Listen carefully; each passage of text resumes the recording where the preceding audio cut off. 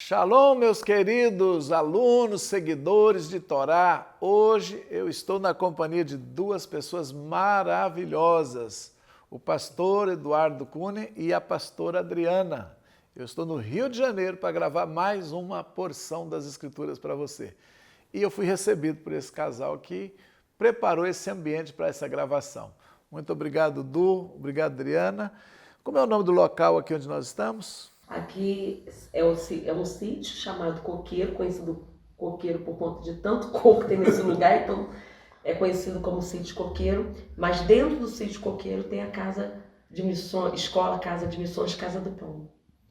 E funciona como essa Casa do Pão? É para eventos, é para escola? É para escola, aqui nós treinamos pessoas, líderes, pastores. Agora mesmo estamos fazendo a escola de cura para as mulheres. Então nós temos uma escola de cura que acontece 3 vezes anual, que são 3 dias. Mas toda segunda-feira nós temos aqui escola de intercessão, escola de cura de mulheres, escola de discipulado para adolescente, que é de 12 anos a 17 anos. Também a escola de missões, ela também faz uma ação social. Então nós temos balé, nós temos maitá, nós temos futebol, panificação, aula de pintura. Várias aulas nós temos aqui também, que é agregada aqui na Escola de Missões Casa do Pão, que é nesse sítio maravilhoso chamado Coqueiro. Anualmente, nós fazemos essas escolas, mas anualmente acontece, 7 de setembro agora, acontece um evento para mulheres chamado Curadas para Curar. Esse evento tem chegado a tantas pessoas, inclusive tem 3 pastoras do Acre, que vieram do Acre para essa escola de cura, porque elas estiveram no evento, na conferência Curadas para Curar de setembro. Então, setembro é o dia inteiro, 7 de setembro. Nós estamos fazendo há 3 anos esse evento. E também tem de homens, que é no mês de outubro. Então, é assim, a escola vai prosseguindo. Nós vamos agregando as igrejas, fazendo relacionamento, ajudando.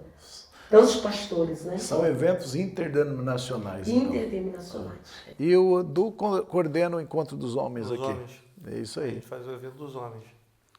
E esse já está no 3º ano, se não me engano? 3º ano, não é isso? 3º ano. Já com um alcance de muita gente. Então tá aí, ó. Você que está procurando um lugar de cura interior, cura emocional, é um lugar adequado. Você fica hospedado aqui 2, 3 dias, né? Os eventos são de 3 dias.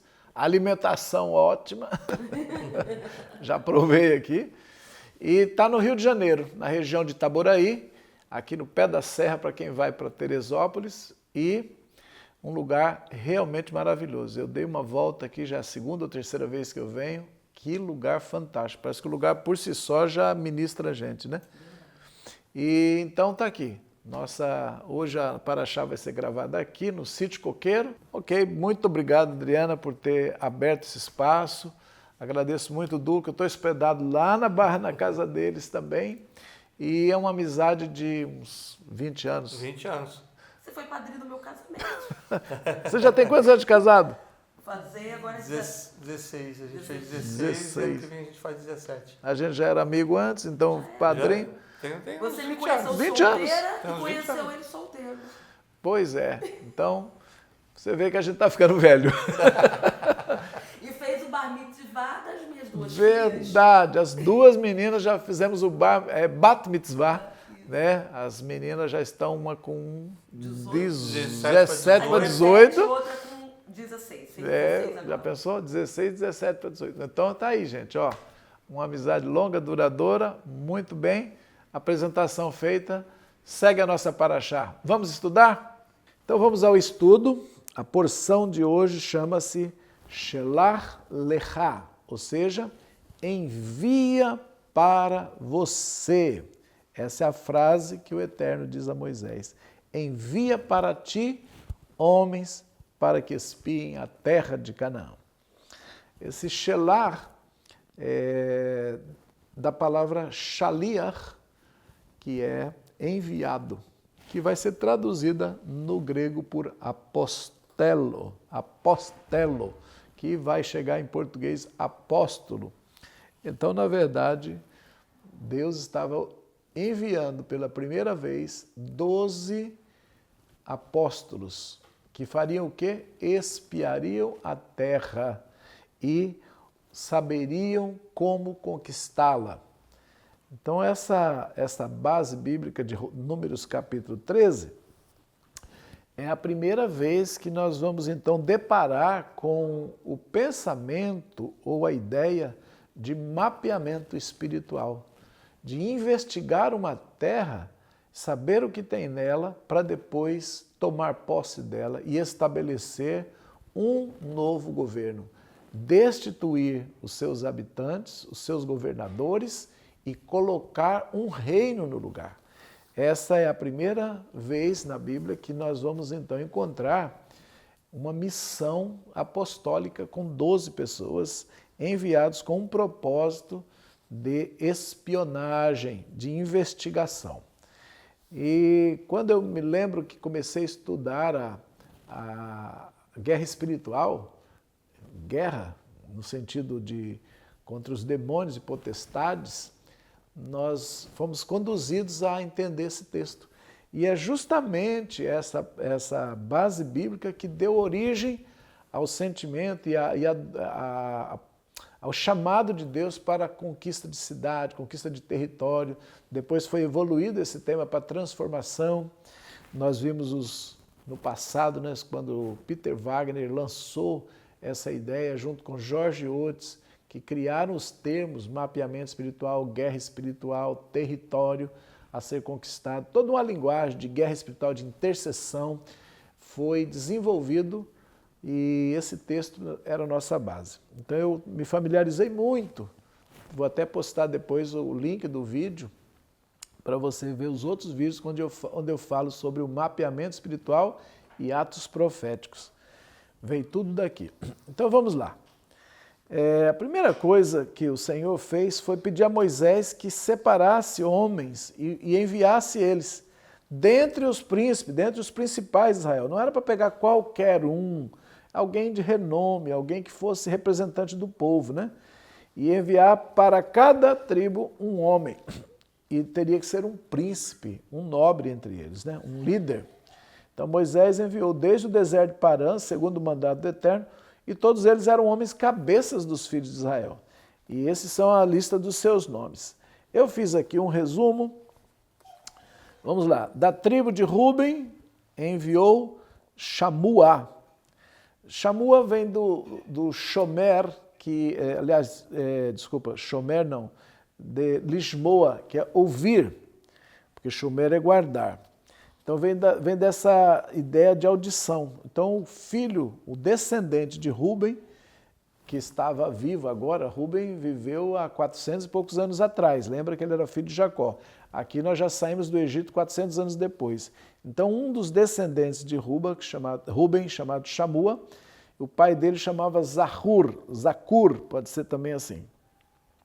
A palavra Shamua então quer dizer renomado. E o pai quer dizer cuidadoso ou o que lembra, né? De zoher, do verbo lembrar. Então, da tribo de Simeão, ele enviou Shafat, vem da palavra shofet, que é juiz. Então, é o julgado. Ele tem julgado, isso significa o nome Shafat. O pai dele chamava Hori, e Hori é um habitante de caverna, vem daí Horeu. Essas são a tradução dos nomes. Da tribo de Judá, Judá significa louvor, né? Ele enviou Caleb, ou Caleb como nossa tradução, filho de Ifuné ou Jefoné. O Caleb significa cão, o nome dele, ou aquele que age com violência. E Ifané, ou Ifuné, é aquele que olha na face e encara. Então ele era o que age com violência e o pai dele é o que encara face a face. Depois da tribo de Issacar mandou estou lendo em português, Igal. Em português, acho que ele está Gigal. Eu não pus a tradução aqui, desculpa, em português. Gigeal, está em português. E significa ele redime. O pai dele era José, ou Yosef, que quer dizer Deus acrescentou. Efraim também enviou um da tribo de Efraim que se chamava Oséias, que em hebraico é Oshea, que quer dizer salvação. Esse é aquele que teve o nome mudado para Josué. Lá no capítulo final, no final da lista, ele torna-se então Josué, que é Yehoshua, que é muito parecido com o nome de Jesus, e ele se torna então Yahvé é salvação. Ele saiu com o nome de salvação, Oséias, Oshé, e Yehoshua, que é Yahvé é a salvação. Esse é o filho, esse é o descendente que vai dar muita honra para Deus, porque ele é um dos 12, ele é 2 que não se dobrou. Nem ele, nem Caleb. Então, Caleb é o que age com violência, filho daquele que é Ifuné, que é o que encara, que olha na face. Então, um homem muito valente, e depois vai provar mesmo que o nome dele tem a ver com a personalidade dele, por isso ele não foi engolido no pessimismo e nem no medo. Da tribo de Benjamim enviou Palti. Palti significa o meu livramento. E o pai dele se chama Rafu, quer dizer curado, que vem de Rafá, que é o que cura. Da tribo de Zebulon enviou Gadiel. Gadiel quer dizer Deus é minha fortuna. O pai dele chamava Sodi. Sodi é o meu segredo, aquele que tem o conhecimento das coisas segredadas. Da tribo de Manassés enviou Gadi. Gadi quer dizer minha fortuna. O pai dele chamava Susi. Susi vem da palavra sus, cavalo. Então dá a ideia de que meu cavalo ou que monta cavalo. Da tribo de Dan enviou Amiel. Amiel é um nome muito bonito que significa Deus é meu parente, ou posso dizer também Ami é meu povo, Amiel, o meu povo é Deus. Então ele é um juiz. O pai dele chamava Gmali, e Gmali significa aquele que conduz camelo, porque Gamal é camelo, Gmali é o condutor de camelo. Da tribo de Aser, que é Asher, Osher quer dizer a felicidade, né? Enviou um filho chamado Situr. Situr, a ideia de escondido, aquele que não pode ser visto. Também tem outros significados, mas eu não encontrei ainda as raízes. O pai dele chama Micael, que é, na nossa língua, Miguel, e quer dizer quem é semelhante a Deus.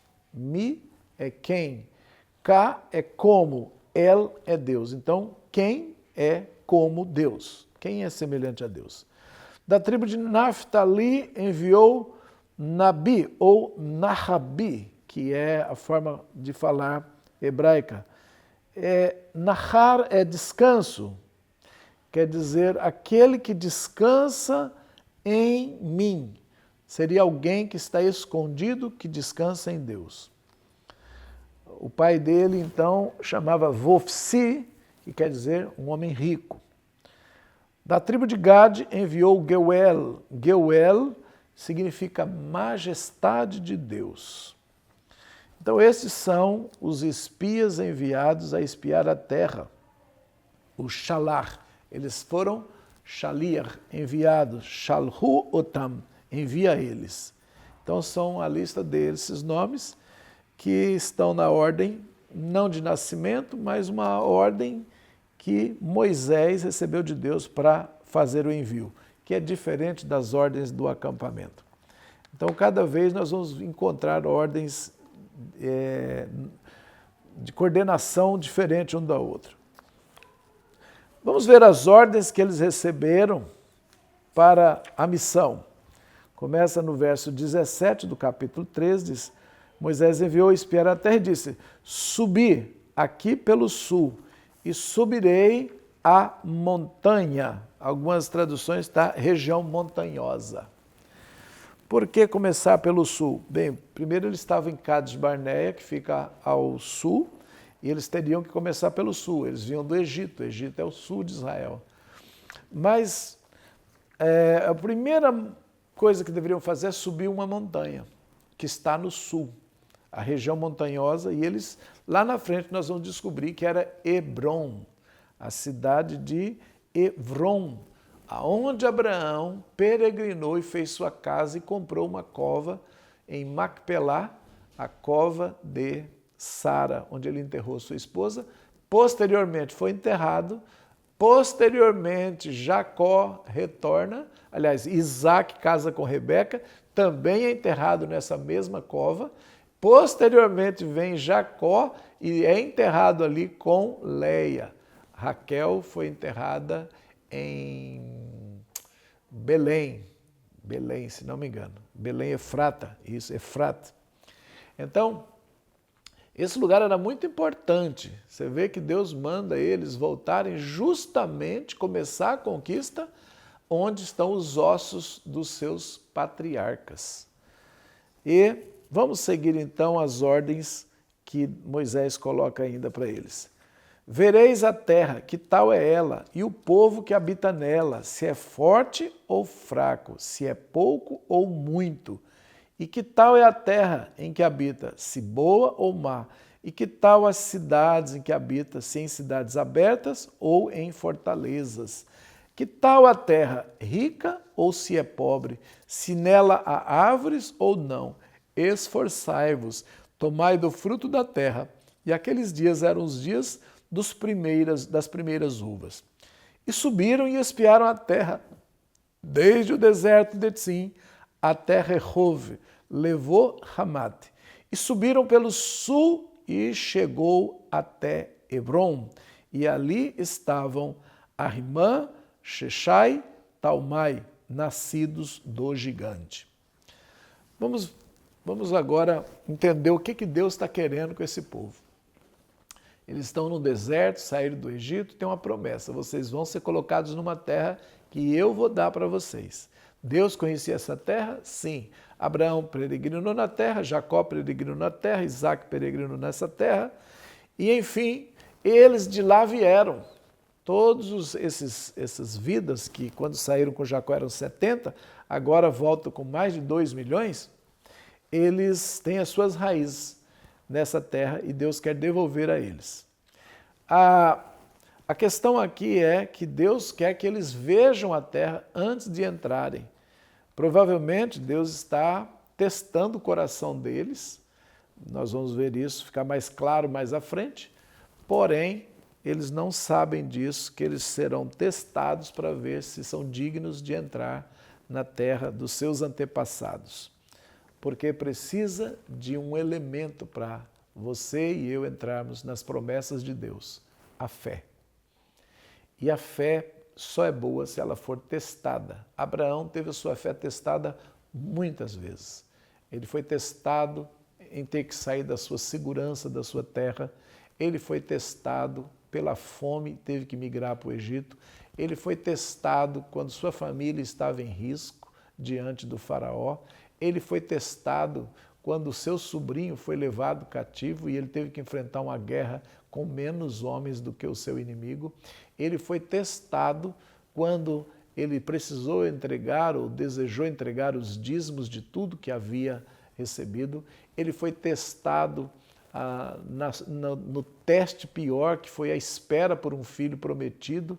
25 anos de espera, 75 anos ele já tinha quando a promessa feita, e ele teve que aguardar depois de enfraquecido, depois de amortecido, e depois que esse filho tem, ele é testado para saber se entrega ou não para Deus. Aí ele ganhou o título de amigo de Deus, ou seja, Abraão foi evoluindo nos testes da fé. Agora era a vez dos seus descendentes, do seu povo, passar e evoluir nos testes de fé para entrar na terra da promessa. Essa semana passada, lendo um estudo de hebraico, sobre a palavra ever, ou hebreu, ou ibrit, hebraico, tudo é a mesma raiz da palavra, eu vi que era atravessar, o que atravessa. Então, a ideia é que o povo da fé é um povo que atravessa. Por isso, Abraão teve que sair da casa dos pais e atravessar para outra terra. Depois sair dessa terra, atravessou para o Egito. Depois atravessou de volta. E lá na frente, o povo teve que atravessar o Mar Vermelho e depois teve que atravessar o deserto e atravessar o Jordão para entrar na terra. Essas travessias que vêm da palavra Avar, Eber, Abraão, tudo no nome deles está hebraico, hebreu. Tudo está no nome deles.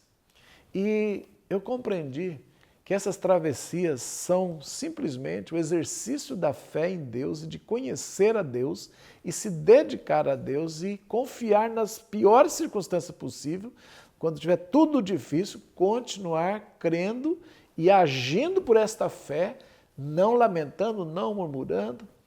Quando não se produz, quando não se age sobre esta fé, o que acontece é uma produção de obras da carne. Quando Sara propôs a Abraão para ter um filho com Agar, acabou gerando uma obra da carne. E essa obra da carne, ela fica viva e persegue a obra do Espírito. A obra do Espírito é feita em fé. Por isso que o filho da promessa não pode, o filho da escrava não pode herdar com o filho da livre da promessa.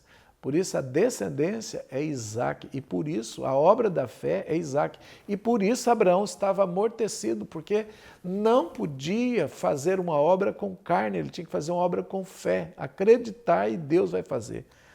Desde que eu compreendi isso, mudou algo dentro de mim essas últimas 2 semanas, e eu percebi que eu comecei a pensar mais em termos de fé como aquilo que é contrário à carne. A fé é a obra que você faz e que não foi feita por braço humano, não foi feita por sugestão humana, não foi feita por condução, nem por sabedoria humana, foi feita por dependência de Deus. Isso parece óbvio, mas quando essa verdade entra, você vai perceber que tudo que passou com esse povo no deserto era nada mais do que as provas de fé e obediência em tudo que Deus falava para alcançar uma terra onde os ossos dos seus pais estavam e conquistar esse lugar, conquistar nosso lugar de origem. A nossa paternidade está no céu. Jesus não deixou nenhum osso na terra, nem foi quebrado. Ele subiu com esses ossos, ele subiu com esse corpo de glória. E lá é a terra onde não está sepultado, está vivo o nosso Redentor. E é para lá que estamos sendo atraídos e só por fé conseguiremos atravessar cada desafio desse mar vermelho, Jordão, desertos e entrar na terra da promessa, que nada mais é do que o corpo de glória que está separado. Jesus ganhou um corpo de glória, subiu e está nos esperando para dar esse reino e esse corpo de glória onde habitaremos para sempre e onde a morte não virá mais.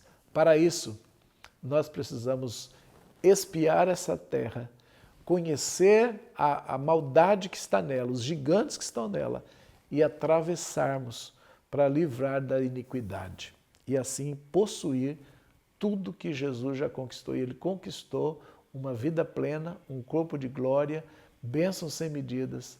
Assim Israel teria uma cidade poderosa, cheia de manando leite e mel, construir casas que eles não construíram, habitar em terras que eles não compraram, apenas conquistaram por fé.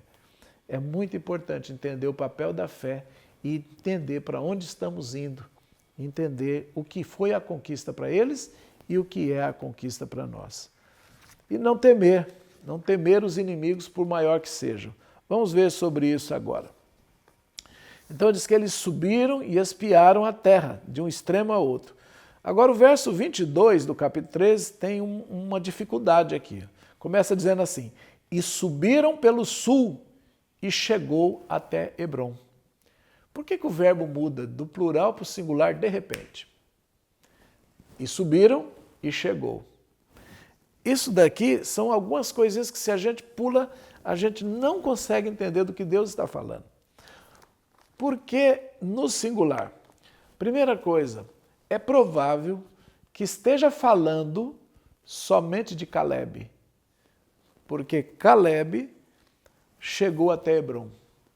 Provavelmente, subiram, ou seja, foram em direção ao sul, mas quando chegou até Hebrom, somente Caleb parece que atravessou.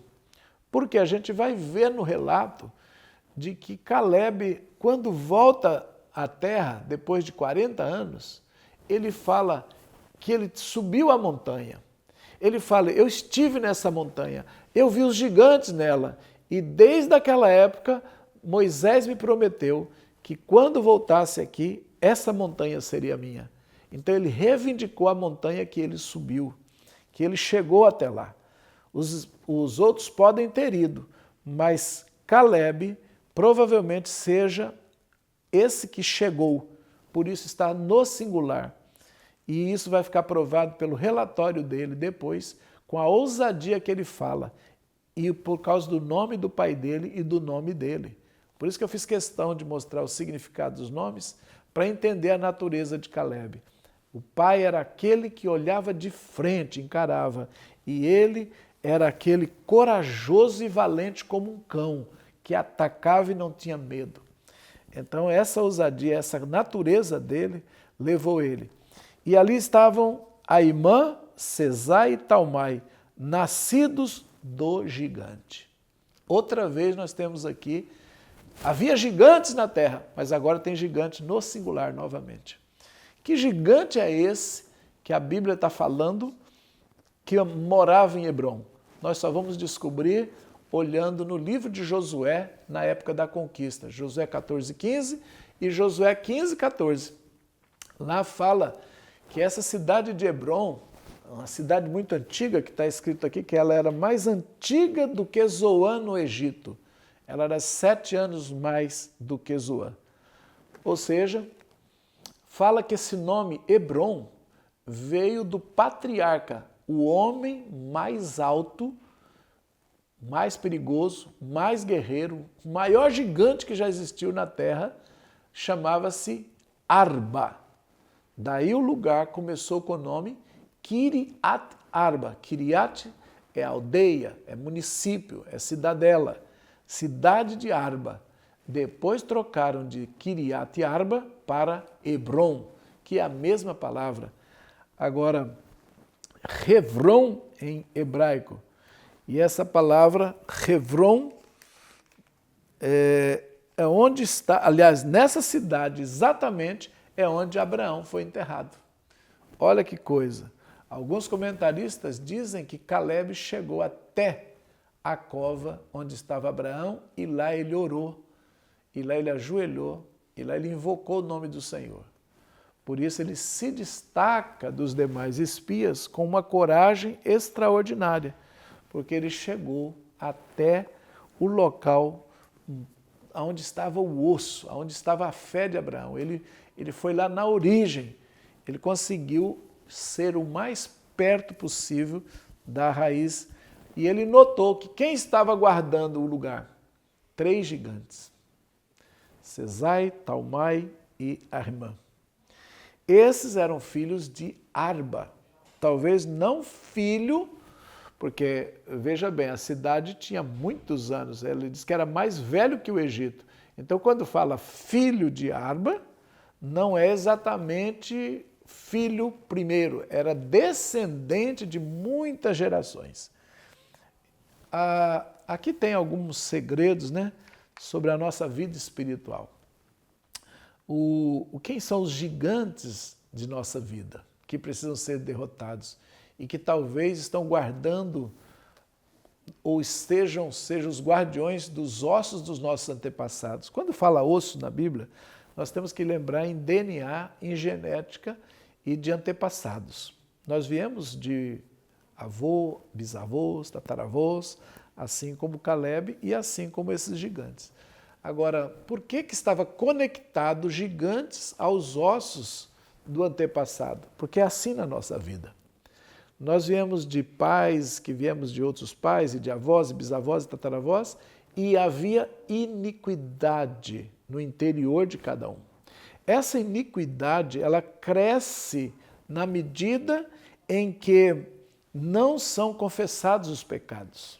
Toda vez que o meu antepassado não limpou o pecado e ele alcançou a idade de 70 anos, esse pecado vira maldição e passa para o próximo filho. Um dos filhos vai levar. Esse outro filho também chegou aos 70 anos, não se ajustou com Deus, não fez confissão de pecados, não restituiu aquele que ele errou. A maldição multiplica e agora vai para a próxima geração, até quarta geração. E assim vai. A iniquidade, na verdade, é o gigante que fica guardando os ossos, que fica registrado no DNA. E eu nasci já com alguns gigantes dominando a minha alma.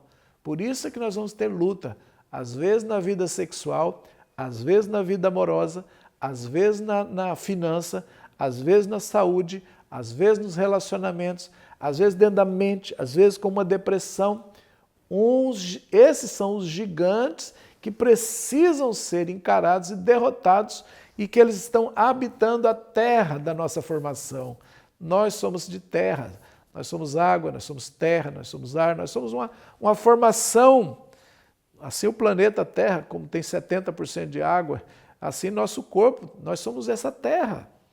Conquistar a terra, habitar nela, o Espírito de Deus, colocar a presença de Deus no nosso interior e expulsar os gigantes que estão forçando e obrigando a gente a viver na iniquidade. Então, essa paraxá sobre conquistar a terra e encarar gigantes que estavam guardando a Hebron é muito profunda, é mais do que uma luta externa. Para eles foi uma luta externa, que demorou 40 anos. E de espera, não é fácil, não é fácil.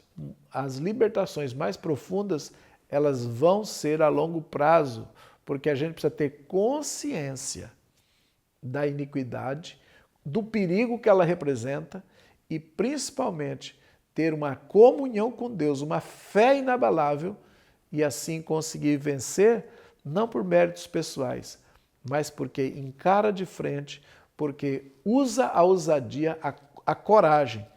Por isso está escrito que os covardes não vão entrar no reino de Deus. De fora ficarão os medrosos. Ninguém vai entrar no reino do céu com iniquidade. Ninguém vai entrar na terra se não derrubar gigantes. Não é possível conviver com eles. Então, cada um chega num nível. Boa parte do povo de Israel chegou até o deserto. E poucos alcançaram entrar na terra. E a razão principal pela qual nós vamos ver é a incredulidade, falta de fé. Vamos ver isso agora. Então eles trouxeram um relatório.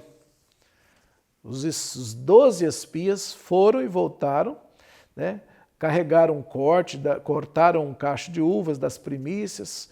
Você conhece a história, né? Aquelas uvas gigantes que 2 homens precisaram para carregar. Também levaram romãs, levaram figos, né? Coisas lindas, carregando em 2 varas. Por causa do cacho que cortaram dali, chamaram o lugar de Eshcol, que é aquela parte do talinho o talinho da uva, aquela onde ela fica agarrado no galho, aquele talinho chama Eshcol. Deram o nome, então, do lugar por causa desse cacho.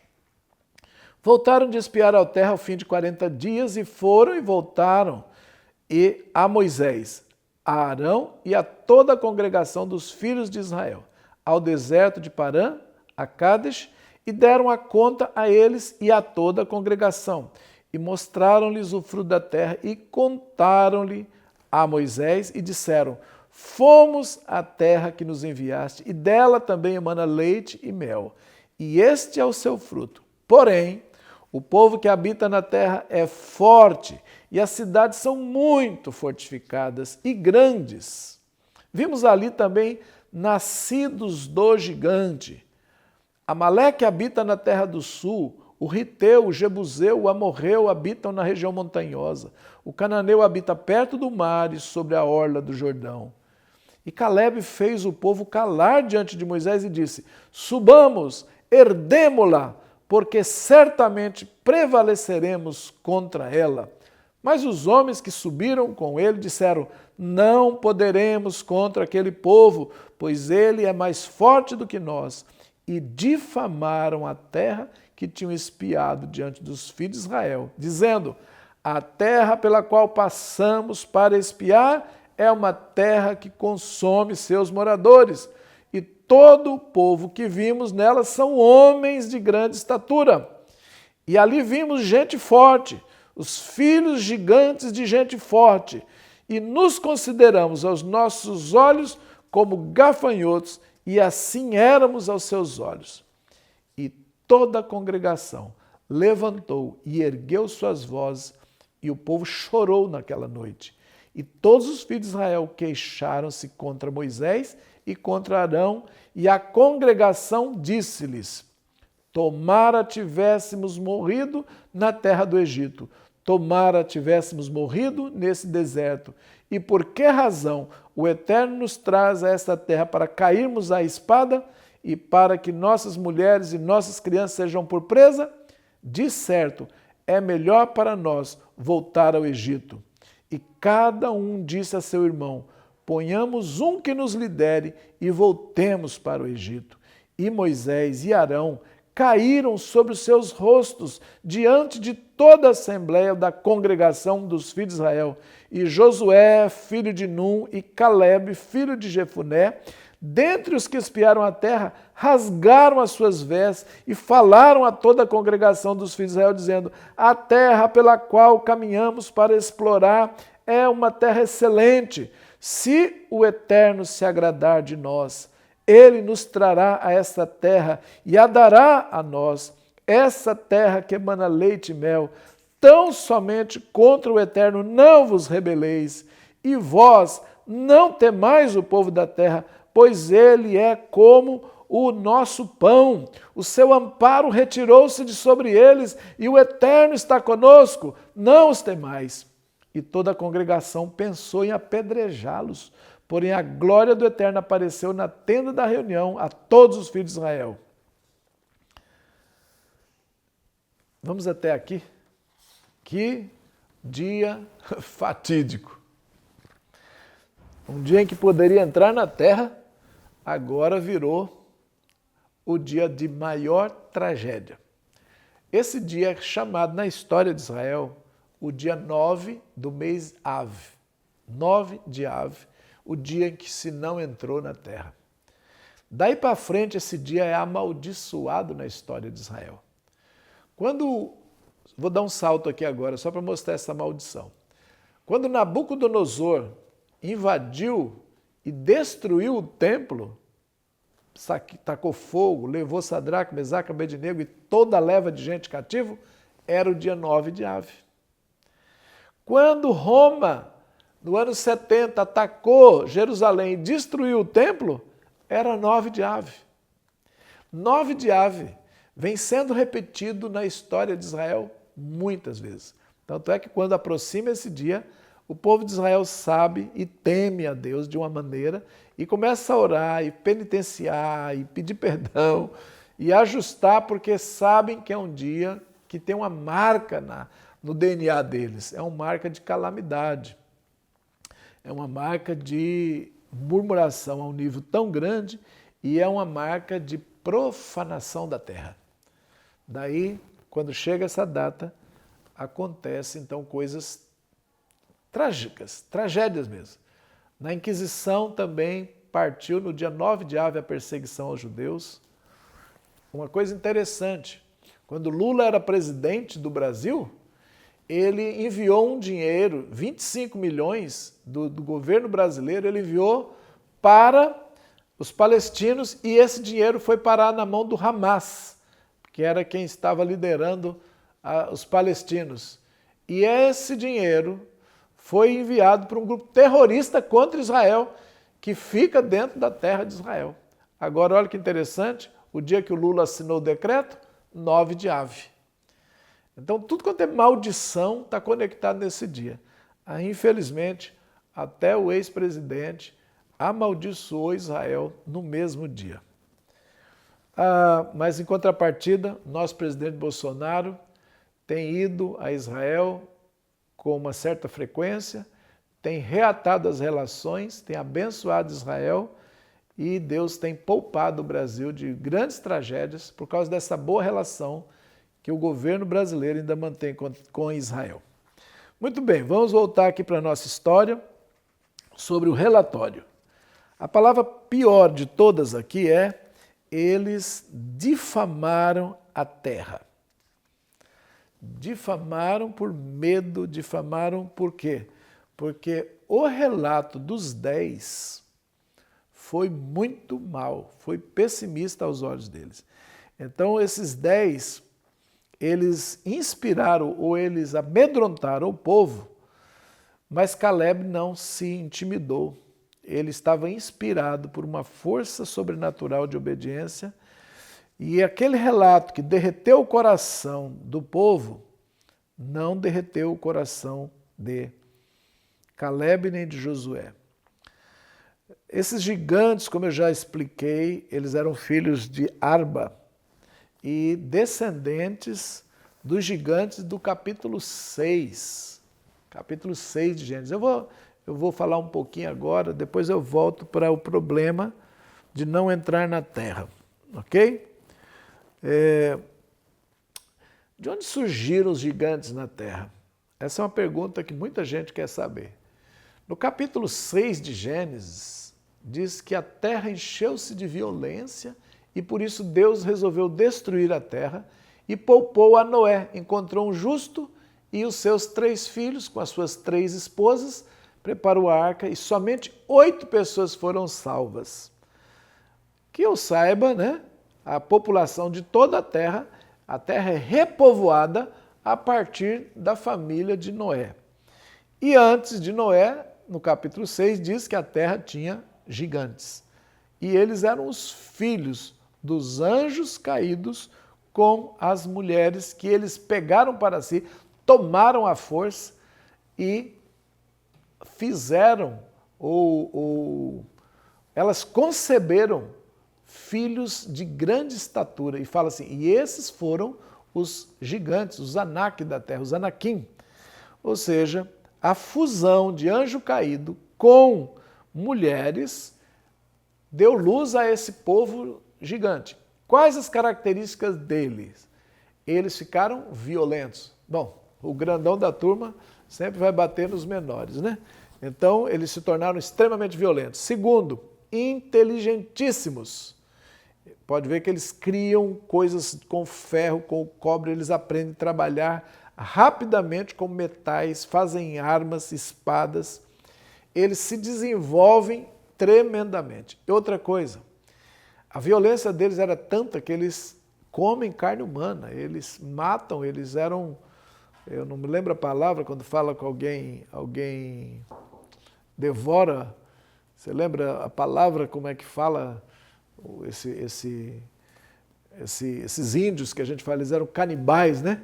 Canibal, tem um fágio, uma fágio, eu não lembro como é, fagita, que come carne humana. Eles eram assim. E hemofagita, se não me engano. E eles, inteligentes, altos, fortes, violentos, depravados, porque pegavam quem queria, a mulher que quisesse, escolhia para si, era braço forte. Então a terra ficou tão contaminada e o DNA humano ficou alterado. Eles alteraram o DNA humano. Houve então uma raça híbrida. Ou seja, os homens não sabiam mais se era só um ser humano ou se era um... Não é que não sabia, não era mais. Por isso que o capítulo 6 de Gênesis tem corrupção do gênero humano. Esse é o título do capítulo 6 de Gênesis. E o que a gente vê hoje em dia? Ideologia do gênero. Destruição. Ah, não sei se eu sou homem, não sei se eu sou mulher, eu me identifico com isso, identifico com aquilo. É novamente a linguagem da época de Noé. Por isso que em Mateus, Jesus diz, na vinda do Filho do Homem, o mundo estará como nos dias de Noé. Então, ou seja, nos dias de Noé houve uma destruição porque havia uma corrupção de gênero. Nos nossos dias, ideologia de gênero. Não é à toa, o mesmo nome que se usou. E gênero ali é de genética. Genética modificada, alterada, híbrida. E agora o cara quer fazer uma cirurgia para tirar uma parte do seu corpo, para ele trocar o gênero. Não é a mesma coisa, o mesmo pensamento. Esse povo que foi destruído no capítulo 6 foi pelo dilúvio. Totalmente, sobrou só uma família. Porém, agora, eles estão indo verificar a terra de Canaã e viram gigantes. Como surgem novamente gigantes, se o dilúvio destruiu tudo? Lembram desse nome? Canaã. Quem é Canaã? A pessoa que aparece com o nome Canaã. Neto de Noé. Noé tem 3 filhos e 3 noras. O filho chamado Cam, que é Ham, que daí vai ter o Amorreu, que é dessa linhagem cananita, ele tem uma depravação dentro dele, porque ele viu o pai nu, e isso aconteceu alguma coisa, segundo alguns dizem que houve até o abuso sexual, outros dizem que houve só uma zombaria, enfim, nós não temos toda a informação, mas o fato é que quando os 2 filhos, os 2 irmãos, Jafé e Sem, Jafé e Shem, cobrem o pai com um manto e não exploram a nudez do pai, nem zombam, nem sequer olham. Eles vão de costas, diz a Bíblia. Enquanto que o irmão mais novo, o Ram, sai lá fora e conta para todo mundo e tira sarro. O que mudou? Por que esse filho é tão depravado? Aí o avô, o Noé, volta do vinho e faz o quê? Diz uma frase, maldito seja Canaã. Quem era Canaã? Na linhagem diz que era o primeiro filho de Cão. Então, o neto foi amaldiçoado pelo avô. E esse neto vai dar nome às terras de Canaã, onde estão os gigantes. Ou seja, Cão casou-se com uma mulher que vinha da linhagem de filhos híbridos. Essa mulher de Cão, ela traz então uma semente que depois dela vai gerar gigantes. Este menino, segundo a tradição oral judaica, ele aparentava já sinais de gigantismo. Ele já tinha 6 dedos e dentes a mais, que era uma das mais comuns características de gigante, era uma deficiência. Eles eram híbridos, então a arcada dentária maior, corpo maior, e você vê a história de Golias, a história de Og, rei de Bazã, a cama dele tinha que ter 3 metros. Então, este menino, o pai amaldiçoa, o avô amaldiçoa, justamente por ver sinais de gigantismo, sinais. E o menino, o Cão, ele já está contaminado porque ele está com a sua esposa, de alguma forma, um passa para o outro. De alguma forma, ele já não é tão puro, o coração dele não é como o pai, não é como a mãe, nem como os 2 irmãos. Ele tem algo maligno. Parece que Satanás é especialista em pegar 1/3, né? Então 1/3 dos filhos de Noé cai, 1/3 dos anjos cai, e sempre vai ter esse 1/3 aí fazendo maldade sobre a terra. Por isso a gente tem, assim, uma expressão de pessoas que sempre parece que está puxando para depravação sexual, querendo ideologia de gênero, parece que tem sempre 1/3 que vai descambar, né? E eu não sei até quando vai isso, mas isso é muito antigo. sempre teve gente querendo que o mal vença e que não tem mente para compreender. É como se o DNA deles estão alterado. Por isso que alguém fala, não adianta discutir com o esquerdista, né? Porque você pensa que ele vai ceder diante da verdade. Ele não está preocupado com a verdade, ele está querendo apenas impor o que ele acredita, não importa se é verdade ou não. É a minha verdade, ele diz. Bom, voltemos aqui então. O que aconteceu aqui foi que houve uma congregação. Aqui tem duas congregações que é bom a gente entender. Por causa, na leitura, eu fui percebendo que às vezes Deus estava falando com um grupo e às vezes falando com o outro. Às vezes a maldição não era para todos.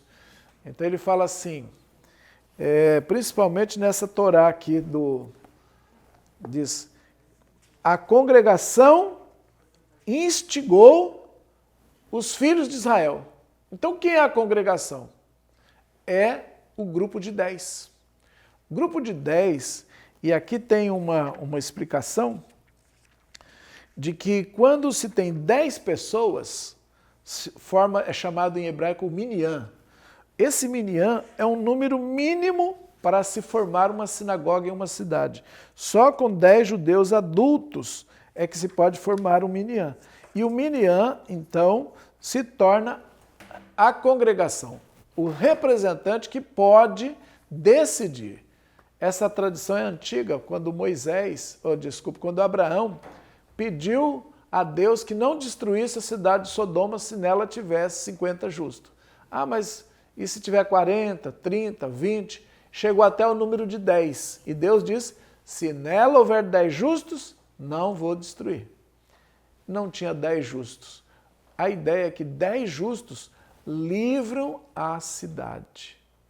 10 pessoas justas, gente, que estão purificadas e com boa intenção e reunindo-se em nome do Eterno, podem livrar a cidade. Cidades podem ser livres. E aqui no caso, 10 homens infamaram. Eles formaram uma autoridade.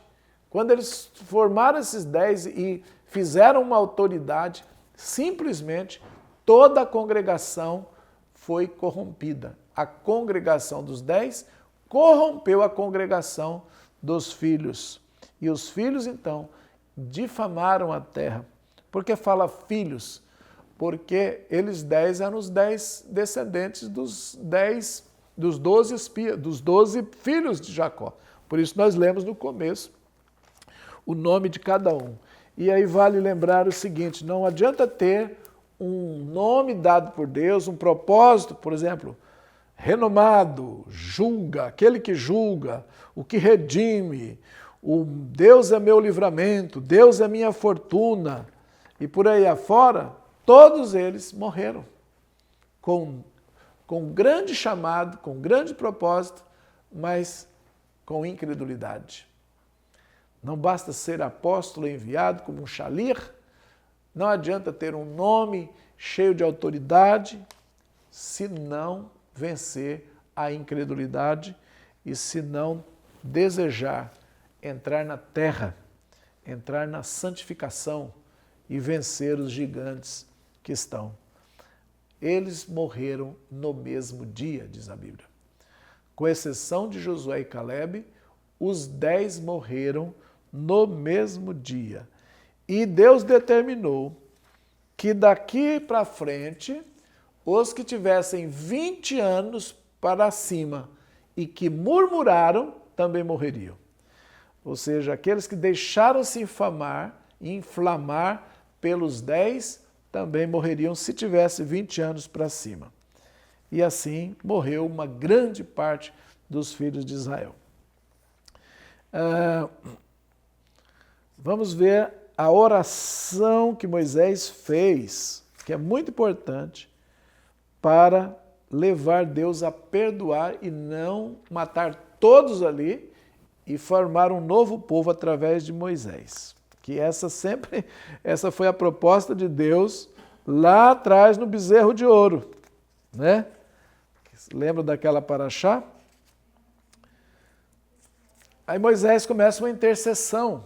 Quando Moisés viu, né, a gente leu aqui, que ele viu o povo com aquela ação tão rebelde e querendo até apedrejar Josué e Calebe e estabelecer um líder para voltar para o Egito, Deus então livrou eles, aparecendo na tenda da reunião a todos os filhos de Israel. Então, provavelmente a coluna apareceu, a nuvem apareceu, a glória estrondou e eles se assustaram com o que estava fazendo, frearam, e o Eterno então disse a Arão e a Moisés: até quando este povo me irritará? E até quando não acreditará em mim, apesar de todos os sinais que fiz em seu meio?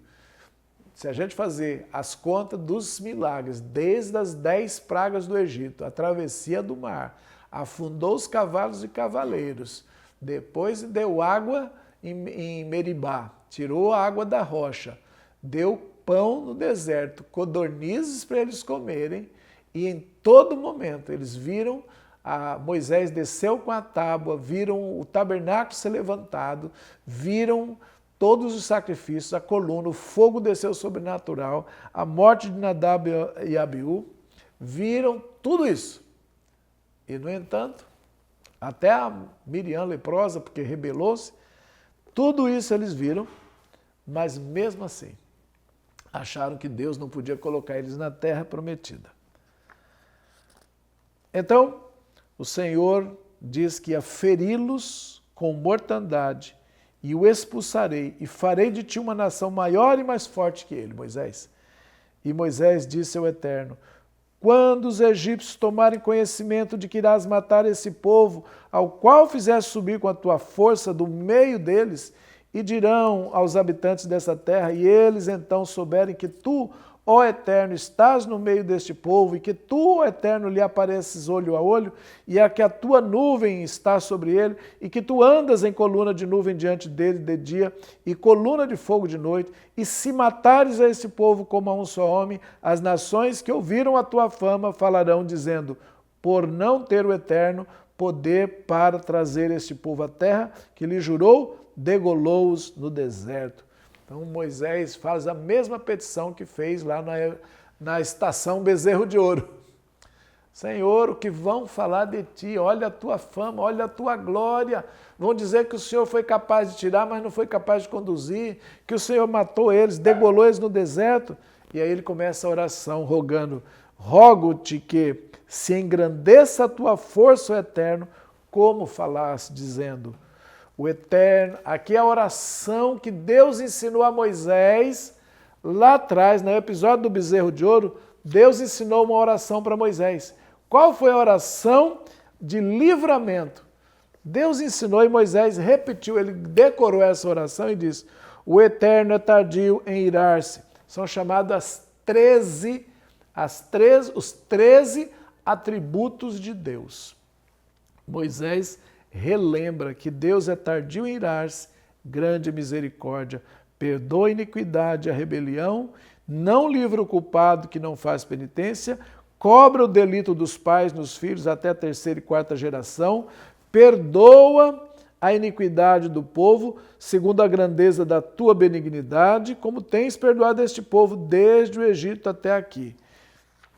Ele não usa as 13, ele usa só as que ele mais importa nessa hora. E ele diz: o Senhor é tardio em irar, o Senhor é um Deus de misericórdia, o Senhor perdoa a iniquidade, o Senhor perdoa a rebelião, o Senhor livra o culpado que faz penitência, mas eu sei que o Senhor cobra o delito até os filhos dos filhos, 3ª e 4ª geração, mas perdoa, eu te peço.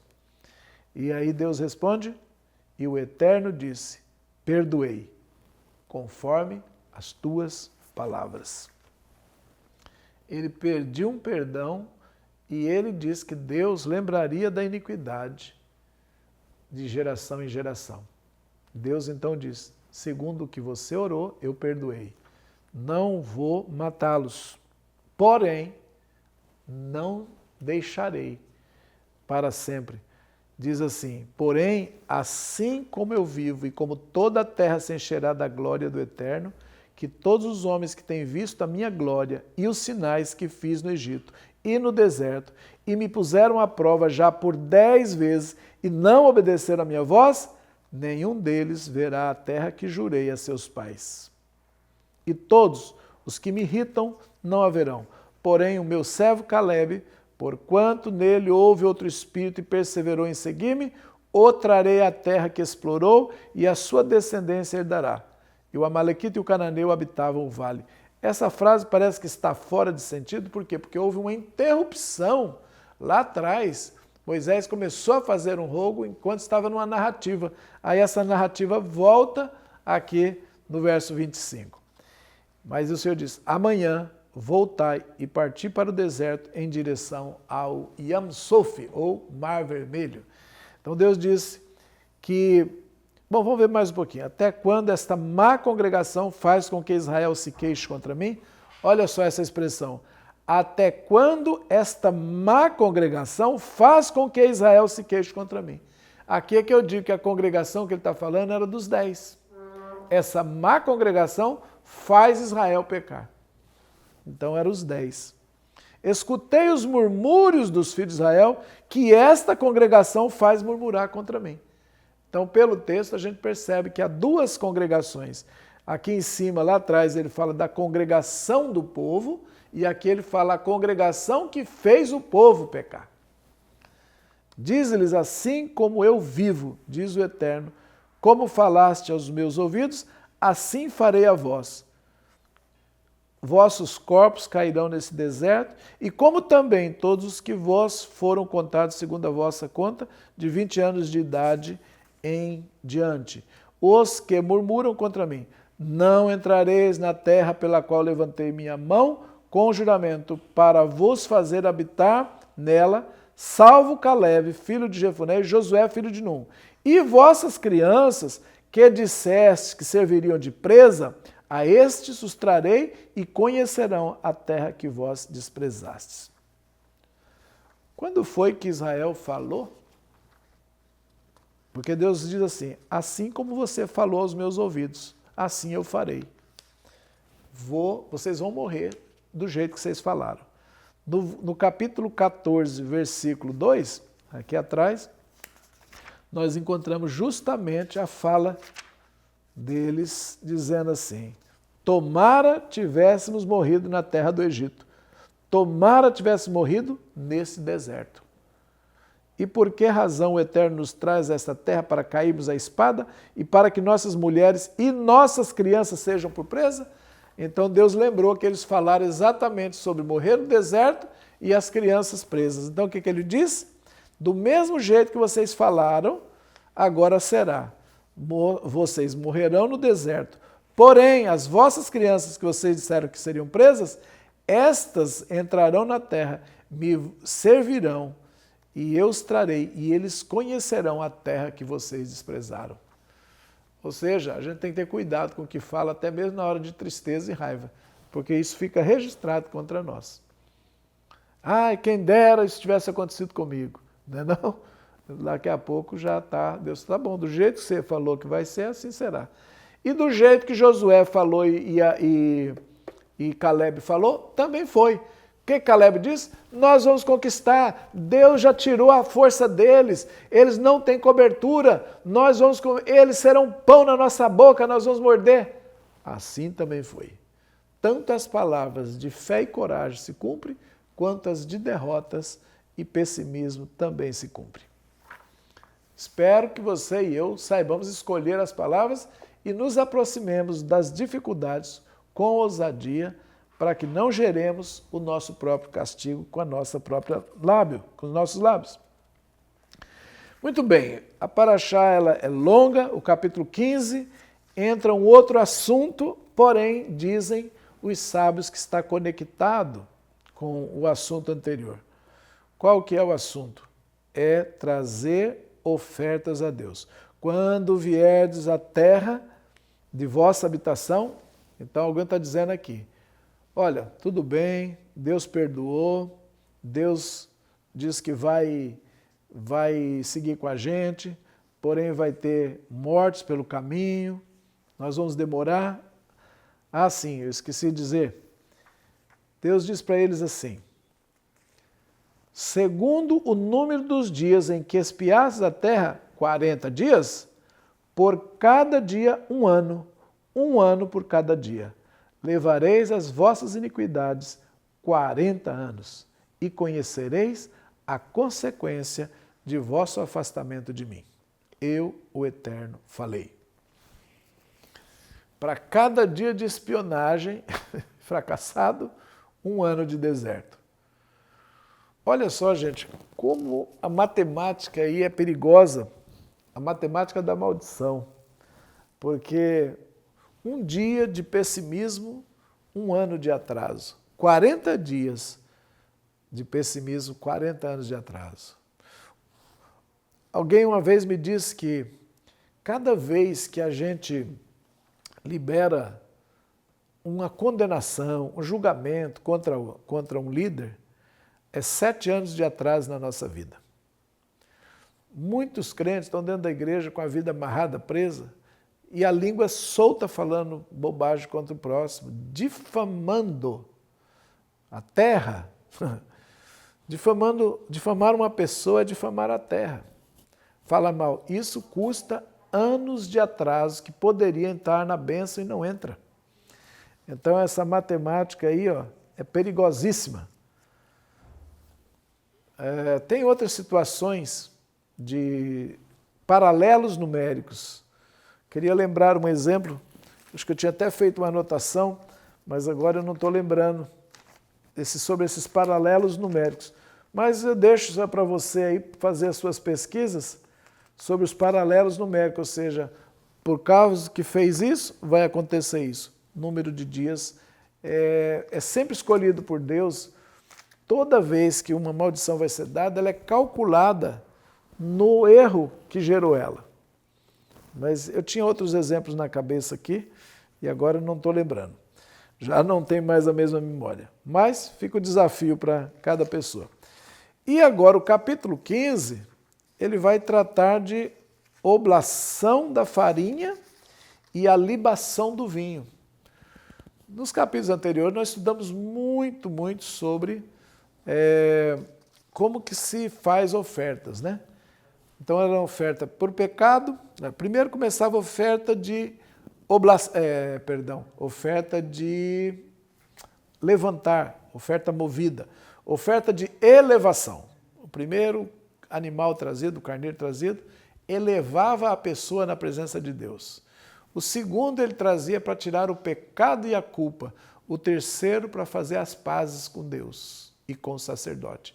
O primeiro, o cabrito, a ovelha, o bode não, mas sempre a ovelha, o boi, ele era queimado inteiro para Deus. Isso significava que a pessoa quer aproximação de Deus. Por isso, lehacrive, corban, sacrifício, aproximação, toda a mesma palavra. E nessa oferta, a segunda oferta tirava a culpa, tirava o pecado, tratava com isso. A terceira oferta podia o ofertante comer. Ele dava essa oferta e ele sentava junto para comer. Por quê? Porque é a oferta de paz. Deus elevou a alma da pessoa, essa daí só o fogo come. O altar comia e lambia. A segunda, o sacerdote podia comer uma parte e o fogo comer outra, porque é pecado e culpa. A função do sacerdote é levar o pecado da pessoa. Por isso a oferta é dada ao sacerdote, porque é como se sua iniquidade estivesse sendo tirada e você dando o pecado para ele e ele eleva para Deus para limpar. Ele é o representante de Deus na terra. Quando você dá dízimo é a mesma coisa. O dizimar é para tirar a iniquidade. Aí você fala, nossa, Léo, como vai tirar a iniquidade dando um pouco de dízimo? Ué, vai repreender o inimigo, vai repreender o devorador. O diabo só age onde tem legalidade de pecado. Por que eu dando um dízimo, eu não sou atacado por demônio para me devorar? Porque a iniquidade foi tirada. Alguém tem que levar sobre si. O dízimo que o sacerdote levava garantia o perdão. Então até hoje é assim, você leva para a casa do Senhor, leva para a instituição, leva para o que cuida da sua vida, o sacerdote. Não que você não tenha sacerdócio, o sacerdócio de oração é aberto para todos. Mas para cumprir leis, mandamentos de mutualidade, precisa de um corpo, precisa de hierarquia. Então o sacerdote levava o pecado, a iniquidade atirada. A terceira oferta que se leva pode ser comida. É uma oferta que tanto o sacerdote participa, quanto o ofertante participa e Deus participa. Então uma parte vai para o fogo, uma parte para o sacerdote e uma parte para o ofertante. Agora, nesse capítulo 15, ele volta esse assunto com uma ênfase diferente. Onde está a ênfase? Na oblação e na libação. A oblação é trazer o bolo de farinha, torrado, queimado, passado no forno. Esse vai ser o pão, a ralá. Ralá é o pão trançado, é o pão de Shabat. A ralá, que era trazida ao sacerdote pelo pecado. E essa é chamada oblação. A oblação é trazida junto com a oferta de levantamento para ser queimado, a oferta por culpa e pecado para ser comido pelo sacerdote e pelo altar pelo fogo, e a terceira oferta que eu disse que ela pode ser comida pelo sacerdote, pelo fogo, que é por Deus, e também pelo ofertante. Porém, as três têm que ser acompanhada de duas coisas: oblação e libação. Oblação, um bolo de farinha, ralá, e libação, um punhado de vinho que era derramado no altar, passava por um orifício e chegava na base. É interessante. Isso é dado ênfase nesse capítulo porque os sábios dizem que tem uma ligação com os pecados do capítulo 14. Ou seja, as gerações futuras teriam que se lembrar de não mais contaminar a terra, de não mais ir contra o sacerdócio, não mais ir contra Deus, e lembrar de trazer as ofertas de libação e a oferta de oblação junto com todas as ofertas que forem trazidas a Deus. E é nesse capítulo que Deus vai estabelecer também o uso do talit, isso que eu estou usando aqui. Ó. Da agora em diante, o Senhor vai dizer para eles usarem, deixa eu ver onde que está esse finalzinho aqui para ler para todos. Vai ter que usar o manto de agora em diante. Deixa eu ver onde que está escrito. É melhor nessa Torá aqui. Vamos lá.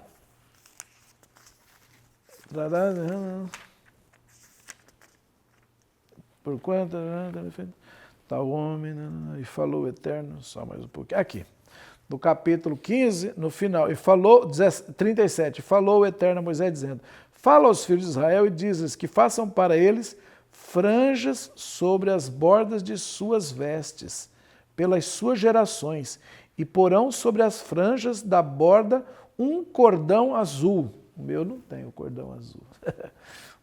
E será para vós como franjas, e havereis e lembrareis todos os mandamentos do Eterno e os fareis. E não errareis, indo atrás de pensamentos de vosso coração e atrás da vista dos seus olhos, atrás dos quais vós andais errando, para que vos lembreis e cumprais todos os meus preceitos e sejam santos para o vosso Deus. Ou seja, Deus criou um sistema para eles lembrarem dos mandamentos, não seguir os pensamentos, não seguir o olho, porque o povo daquela congregação dos 10 e depois os que morreram no deserto por murmurar, eles foram atrás do que eles viam. Eles deixaram o quê? Pensamentos negativos e a visão dos gigantes estragarem um projeto. Agora Deus fala para eles: coloque isso aqui, ó, vistam-se com uma roupa com franjas, e essa aqui é um talite externo, mas eles têm um que coloca por baixo da roupa, que tem 4 pontas e os fiozinhos. E esses fiozinhos têm chama tzitzit. A palavra tzitzit tem 600, o valor numérico é 600. Cada letra tem um valor de um número e assim a soma dá 600. O tzitzit, então, ele tem 8 fios e 5 nós. Aqui, ó. 1, 2, 3, 4, 5 nós. Esses 5 nós, com 8 fios, que está aqui, ó, 4 e 4, dá 13. Mais o valor numérico da palavra tzitzit dá 613. 613, segundo os sábios, é o número de todos os mandamentos escritos na Bíblia. A soma de todos os mandamentos. São 248 mandamentos positivos, que ordena você fazer alguma coisa, e tem 365 negativos, que dizem não faça isso, não faça aquilo. Ou seja, fizeram essa roupa, que é uma camiseta que põe por baixo da roupa e com as 4 pontas. Mas esse aqui é um festivo, é um chale de oração para pôr por cima, na cabeça, na hora de orar, na hora de ler a palavra, no Shabat, em todos os dias pela manhã para orar. Para quê? Para eles lembrarem, não siga seu coração e nem seus olhos, siga os mandamentos que Deus falou, porque os seus pais não seguiram e morreram no deserto. E agora ofereçam um pão. Por isso criou a halá. Toda semana a gente tem que comer uma halá, tem que comer um pão, tem que ceiar com o pão e o vinho, que aponta para o nosso Senhor Jesus. Todos, lembra? Daqui para frente, no capítulo 15, se estabelece a oblação e a libação. O pão e o vinho incorporado a todos os rituais de sacrifício de cordeiro. Tem que ser acompanhado. E, além disso, do pão e do vinho, a roupa colocada sobre eles, para que eles sejam protegidos e para que Deus se agrade. E a expressão é, se o Senhor se agradar de nós. Toda vez, então, que eles traziam esse pão e esse vinho, traziam a farinha e o vinho, era para lembrar a Deus e pedir a Deus que se agradasse deles, para que não mais a terra ficasse profanada e eles pudessem desfrutar de prosperidade sobre a terra a qual o Senhor daria. Tudo isso aponta para a cobertura do sangue do Cordeiro, aponta para o pão e o vinho, que é Yeshua, e aponta para os mandamentos que protegem a nossa mente. Se eu sei o que Deus fala, eu não preciso ficar apavorado nem pensar em outra coisa. Ele mandou fazer isso, eu faço isso. Eu não tenho que olhar as circunstâncias, não tenho que me aterrorizar. Eu já tenho uma proteção, eu estou guardado debaixo do esconderijo do Altíssimo. Esses mandamentos que ele me mandou fazer, o que ele manda fazer me protege, a obediência me protege. Essa era a ideia. E eu não tinha mais que me apavorar. E nem seguir meus olhos. Pode ver um gigante, pode ser o que for. Meu coração está guardado. Por isso aquele povo tinha que pôr sobre o corpo. É nessa região, daqui até aqui. Eles ficavam... E por isso você vê um judeuzinho com aqueles tzitzit, tudo penduradinho. Para onde eles vão? Aquilo é um manto que está sobre o coração, sobre o corpo, porque o corpo dos seus antepassados caíram no deserto. Os vossos corpos cairão nesse deserto. Agora não. Põe a proteção dos meus mandamentos e seu corpo entrará na terra prometida. Anda no que eu estou te falando e você adentra na Canaã, seja Canaã da terra ou seja celestial. Amém? Ficamos por aqui com o nosso estudo. Vamos fechando mais uma paraxá Shelar. Shelar Lerá, envia. E hoje, fechamos aqui em Teresópolis. Aliás, em Teresópolis não, estamos em Itaboraí, a cidade de Itaboraí, no sítio das Palmeiras, aqui dos Coqueiros, aliás, no Rio de Janeiro. E eu quero orar com você para que eu e você sejamos vencedores para entrar na terra que mana leite e mel, seja na Canaã celestial, em corpo, ou seja, na nossa dimensão mais alta, andar nos lugares altos, vencer os gigantes que tanto atormenta a alma, que tanto assusta e parece que é invencível. Às vezes o gigante da miséria, às vezes o gigante da pornografia, às vezes o gigante da mentira, às vezes o gigante da preguiça, às vezes o gigante do medo, às vezes o gigante da doença. Seja quem for esse gigante, ele não tem poder, ele é uma farsa. Davi provou isso, mostrando que com uma pedra chamada Yeshua, em nome dele, uma pedra derruba qualquer gigante. A coragem volta e o povo invade. Nós precisamos de ousadia e coragem para falar e Deus fará com que aquilo que falamos em fé se cumpra. E não palavras derrotadas. Não dizer, ai de nós, vamos morrer. Ai que não consigo, essa luta está difícil demais. Para com isso. Não diga isso. Diga, o Senhor é conosco. Ele se agradará de nós e nós comeremos como pão. Nós vamos mordê-los, esses inimigos, como pão. E daí em diante, Deus diz, sempre traga pão durante as ofertas.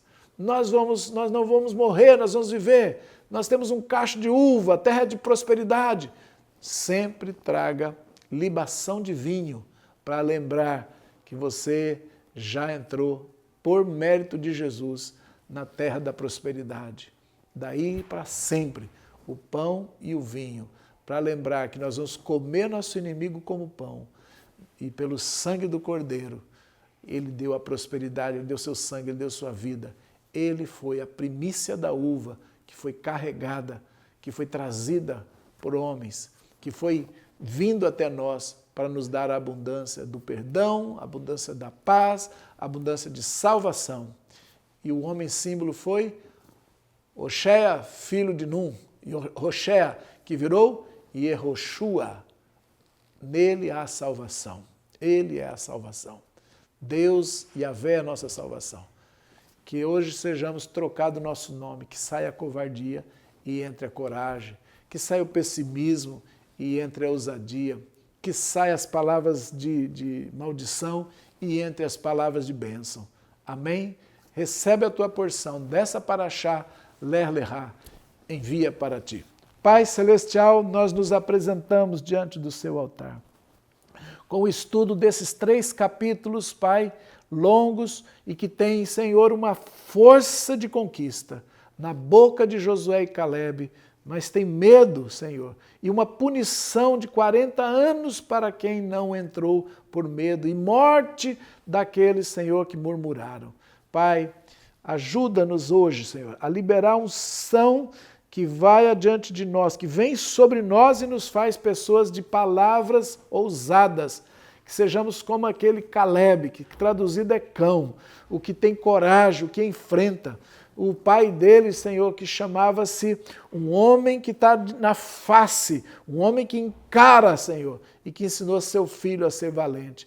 Que assim, ó Deus, o Senhor é o Deus que está no panaveleja, diante da sua face. O Senhor é um Deus que olha e que vê, e que diz que levanta sobre nós o seu rosto. Senhor, nós queremos estar de face a face e queremos ser valentes como Calebe. Nós pedimos essa unção nesse Shabat, para vencer gigantes que ainda insistem em amedrontar alguma área de nossa vida. Pai Celestial, eu abençoo o teu povo agora para que receba da porção da palavra e da unção que a palavra libera.